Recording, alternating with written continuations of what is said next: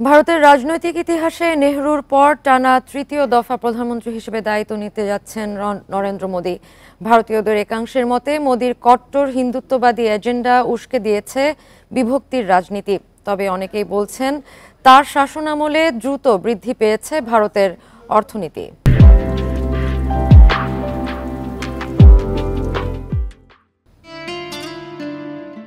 ১৯৫০ সালে ভারতের পশ্চিমাঞ্চলীয় রাজ্য গুজরাটে জন্ম নরেন্দ্র মোদীর।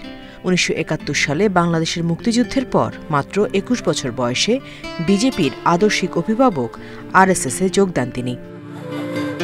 ১৯৮৫ সালে মোদী যোগ দেন বিজেপিতে। ১৯৮৮ সালে নির্বাচিত হন বিজেপির গুজরাট শাখার কার্যনির্বাহী সম্পাদক হিসেবে। ১৯৯৫ সালে নভেম্বরে মোদী দায়িত্ব পান বিজেপির জাতীয় সম্পাদক হিসেবে। ২০০১ সালে গুজরাটের মুখ্যমন্ত্রী হিসেবে দায়িত্ব নেন মোদী। ২০০২ সালের গুজরাট দাঙ্গার মাস্টারমাইন্ড বলা হয় তাকে। এর জেরে মামলাও হয় তার বিরুদ্ধে। তবে ২০১৩ সালে মামলা থেকে অব্যাহতি পান মোদী। ২০০১ থেকে ২০১৪ সাল পর্যন্ত ৪ দফা গুজরাটের মুখ্যমন্ত্রীর দায়িত্ব পালন করেন নরেন্দ্র মোদী। ২০১৪ সালে মোদীর নেতৃত্বে একক সংখ্যাগরিষ্ঠতা নিয়ে সরকার গঠন করে বিজেপি। ২০১৯ সালেও বিপুল ভোটে জয় পায় মোদীর দল।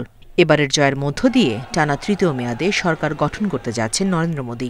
ভারতের রাজনৈতিক ইতিহাসে নেহরুর পর টানা তৃতীয় দফা প্রধানমন্ত্রী তিনি। Nusrat Serin, independent news.